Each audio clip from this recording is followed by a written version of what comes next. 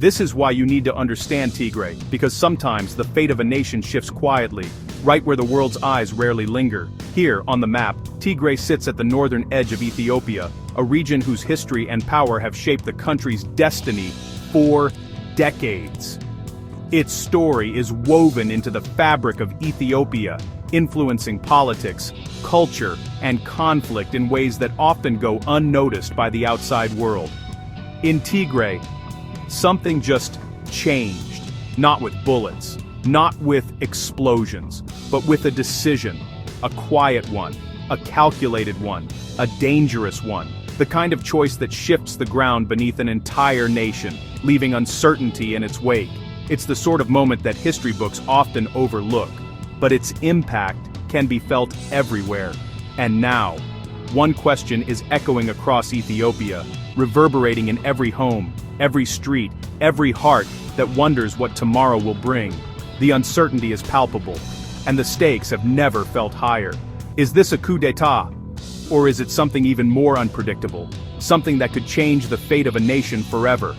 The world is watching, but the answers remain hidden in the shadows of Tigray.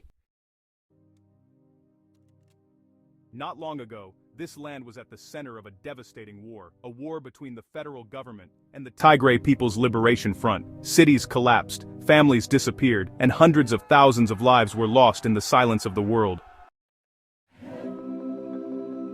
Then came the promise of peace. In 2022, an agreement was signed. Guns went quiet, leaders spoke of unity, and Ethiopia stood on the edge of a new beginning. But peace is fragile, and sometimes it only hides the storm. Now, that storm may be returning. The signs are unmistakable. Tension is building once again in the region, and uncertainty hangs in the air. People are watching closely, sensing that something significant is about to unfold, and the atmosphere is thick with anticipation. Because the Tigray leadership has made a move that changes everything. They didn't negotiate, they didn't wait. They acted swiftly, taking matters into their own hands and surprising many observers. This decision has sent shockwaves through political circles, leaving analysts scrambling to understand the full implications, restoring their old government, the one that existed before the war. This bold step signals a return to the past, a time before the peace agreements and outside interventions. It's a move that recalls memories of both stability and turmoil for the people of Tigray. Not the system created by peace, not the fragile arrangement that followed years of conflict and negotiation. Instead, they are reaching back to a previous era, bypassing the compromises that were so painstakingly built, but the system that once led to conflict, a risky move that could shape the future of Tigray, and perhaps the entire region. The world is watching, waiting to see what comes next in this unfolding story. So, what does this mean for the people of Tigray? Is this a coup, or something even more complex unfolding before our eyes? For many, the uncertainty is palpable, and questions hang heavy in the air. Not in the traditional sense. There's no dramatic announcement, no generals on television declaring a new order. Instead, the change is subtle, almost hidden from plain sight. There are no tanks in the streets, no sudden military takeover. Life, on the surface, seems unchanged, but don't be fooled by the calm. Beneath it, tension simmers. Because power has just shifted. Quietly, almost invisibly, but unmistakably. The atmosphere is charged with anticipation.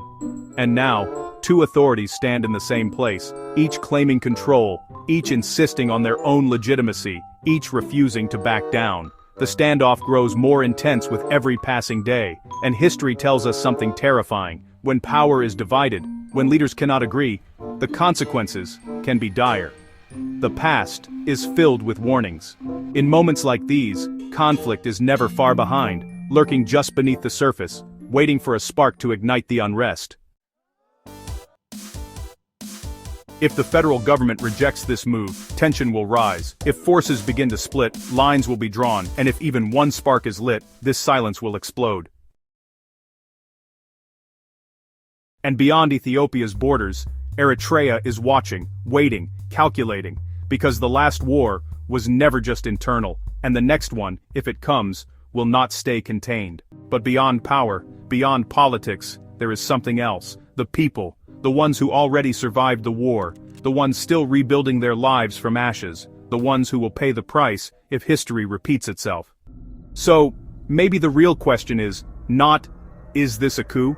Maybe the real question is this the moment everything begins again? Because in places that have known war before, it doesn't always start with violence.